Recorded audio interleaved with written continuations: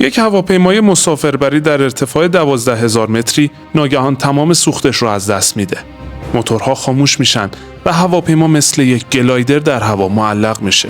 سکوتی مرگبار کابین رو فرا میگیره. تو این شرایط که همه چیز به نظر از دست رفته میاد، خلبان‌ها با تصمیماتی جسورانه و مانورهای بی سابقه تلاش میکنن هواپیما رو از سقوط حتمی نجات بدن. داستان پرواز 143 کانادا معروف به گیملی گلایدر روایتی از شجاعت و نبوغ خلبان‌هاییه که غیر ممکن رو به ممکن تبدیل کردن.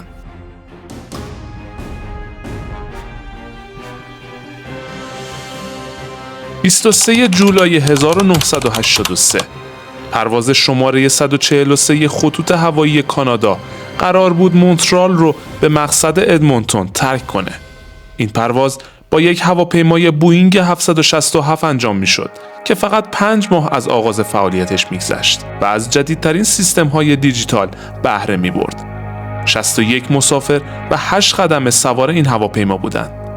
خلبان این هواپیما کاپیتان باب پیرسون و کمک خلبان موریس کوینتال خلبانایی با تجربه ساعات پروازی بالایی بودند، اما با توجه به نو بودن هواپیما تازه داشتن به سیستم پیشرفته اون عادت می‌کردند. هواپیما پس از توقفی کوتاه در اتاوا و سوختگیری به هوا برخاست. به نظر می رسید این پرواز یک پرواز معمولی و بدون کوچکترین مشکلی باشه، اما ماجرا اونقدرام ساده به نظر نمی رسید. چند دقیقه بیشتر از پرواز نگذشته بود که یه هشدار تو کابین به صدا در اومد. فشار سوخت مخزن سمت چپ کم شده بود. خدمه در ابتدا فکر کردن شاید این یه هشدار اشتباه باشه که به دلیل نقص در اتصالات مداره، ولی طولی نکشید که چراغای هشدار پمپ‌های دیگه هم روشن شدن. کاپیتان گیج شده بود چون دستگاه دیجیتالش نشون میداد که بنزین کافی برای ادامه مسیر رو نداره. این نوع جت‌ها عقربه نشان دهنده دیجیتالی بنزین هم دارن، ولی از بدشانسی اونها در این پرواز کار نمی‌کردند و روی اون رو با چسب بسته بودن. همین مسئله حالا مشکل ساز شده بود.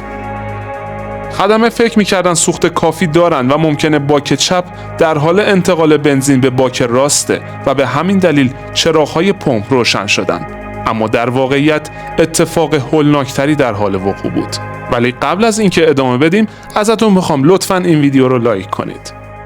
کاپیتان پیرسون در این لحظه تصمیم مناسبی میگیره و به کمک خودش میگه امکان داره ما سوخت کم بیاریم. بهتره در نزدیکترین مکان فرود بیاییم. 700 مایل تا مقصد اصلی باقی مونده بود. به نقشه مراجعه کردم. نزدیکترین محل وینیپگ بود که 120 مایل فاصله داشت. خلبان با برج مراقبت تماس گرفت و تقاضای کاهش ارتفاع به منظور فرود در فرودگاه وینیپگ رو کرد و بعد به تدریج ارتفاع خودش رو کم کرد و به میهمانداران هم اعلام کرد تا مسافران رو برای فرود اضطراری آماده کنند.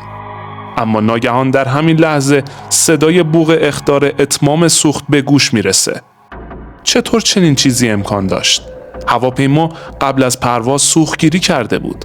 لحظاتی بعد موتور سمت چپ به دلیل نبود سوخت خاموش شد و در حالی که مهمانداران و مسافران خودشون رو برای فرود اضطراری آماده می‌کردند، در میان بهت و حیرت خدمه موتور سمت راست هم پس از اخطار خاموش شد.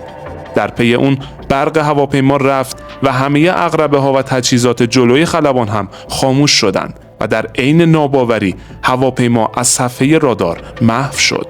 این بدترین اتفاقی بود که میتونست رخ بده. برج مراقبت با راه اندازی رادارهای کمکی و تقویتی خودش بار دیگه سعی کرد دوباره با خلبان ارتباط بگیره و موقعیت دقیق اون رو تعیین کنه. کاپیتان پیرسون تجربه کافی برای فرود با یک موتور در این نوع جت‌های مسافربری رو داشت، ولی اون هرگز فکر نمی‌کرد در آسمان هر دو موتورش رو از دست بده. بوئینگ 767 تبدیل شده بود به یک هواپیمای بدون موتور معلق و سرگردان در آسمان، چیزی شبیه به یک گلایدر. در این وضعیت خلبان پیرسون با تجربه با حفظ خونسردی سعی کرد بر شرایط دشوار غلبه کنه. اون سعی کرد خیلی آروم با پایین آوردن دماغ سرعت مطلوب رو به دست بیاره. با از دست دادن موتورهای هواپیما به دلیل نیروی پیشبرنده، هواپیما تا مدتی میتونه به راه خودش ادامه بده یا اصطلاحاً گلاید کنه. یعنی سر بخوره یا بلغزه. شانسی که مسافران آورده بودن، کاپیتان پیرسون تجارب زیادی با هواپیماهای گلایدر داشت و به نوعی مهارت خاصی تو این زمینه داشت. اما گلایدر کجا و بوئینگ 767 غول‌پیکر کجا؟ معمولاً در این گونه مواقع خلبانان با تجربه سرعت و زمان کاهش ارتفاع رو محاسبه کرده و سعی می‌کنند به سلامت فرود بیان. اما این هواپیما هیچ ابزاری برای محاسبه نداشت. در هواپیماهای مدرن سیستمی در زیر بدنه هواپیماها تعبیه شده که به محض از کار افتادن موتورها یا ژنراتورهای برق یک ابزاری به نام رت که به شکل پنکه‌ای به صورت خودکار باز میشه و با چرخش اون برق لازم برای مشاهده آلات داخل کابین یا مکالمه خلبان با زمین تولید و باعث کارکرد ضعیف پمپ‌های هیدرولیک میشه. خوشبختانه این سیستم به طور خودکار در این هواپیما فعال میشه، اما هنوز خلبان اطلاع دقیقی از موقعیت هواپیما نداره. با نزدیک شدن هواپیما به زمین، ترس و اضطراب شدیدی به مسافرها غلبه میکنه و یه جورایی همه کار رو تموم شده میدیدن، تا اینکه بالاخره برج مراقبت به کمک رادارهای تقویتی موفق میشه وضعیت هواپیما رو که دقایقی قبل از صفحه رادار محو شده بود مجدد به دست بیاره. برج مراقبت برای فرود 2 گزینه به خلبان ارائه کرد. اولی فرودگاه درخواستی خلبان یعنی وینیپگ بود که تجهیزات اضطراری کاملی داشت، اما فاصله‌اش تا هواپیما زیاد بود. و دومی یک پایگاه هوایی به اسم گیملی بود که در فاصله نزدیکتری قرار داشت، اما فاقد امکاناتی نظیر آتش نشانی و اورژانس بود و فقط یک باند فرود داشت. سرعت کاهش ارتفاع به قدر زیاد بود که کاپیتان پیرسون تصمیم گرفت فرودگاه نزدیکتر را انتخاب کنه. پس از دقایقی کاپیتان با دیدن منطقه فرود سعی کرد چرخاش رو باز کنه، اما چون سیستم هیدرولیک از کار افتاده بود چرخها فقط با جاذبه باز شدن. بدشانسی ادامه داشت، چرا که فقط چرخهای عقب باز و قفل شدن، نه چرخهای جلو. این یعنی دماغه هواپیما هنگام فرود تحمل وزن هواپیما رو نخواهد داشت.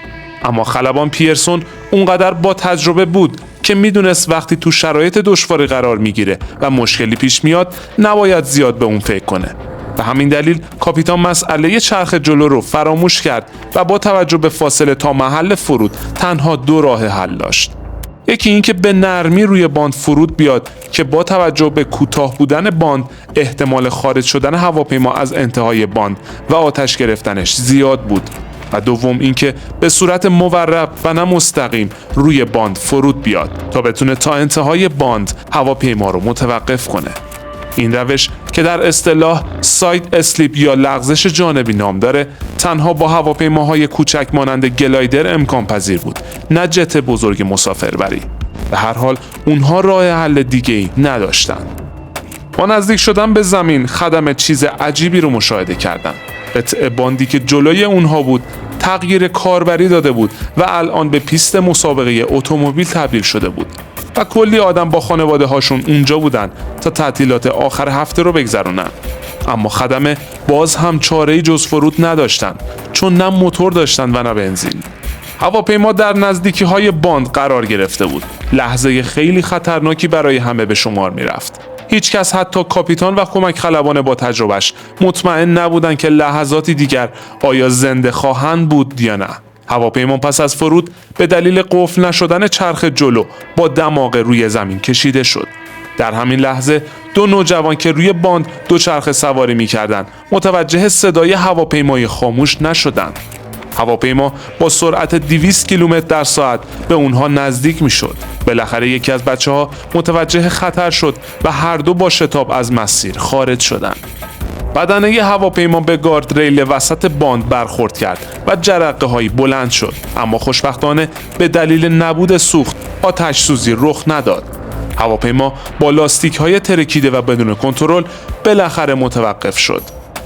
مسافران با استفاده از سرسره‌های خروجی تخلیه شدند. خوشبختانه همه 69 سرنشین هواپیما سالم موندند.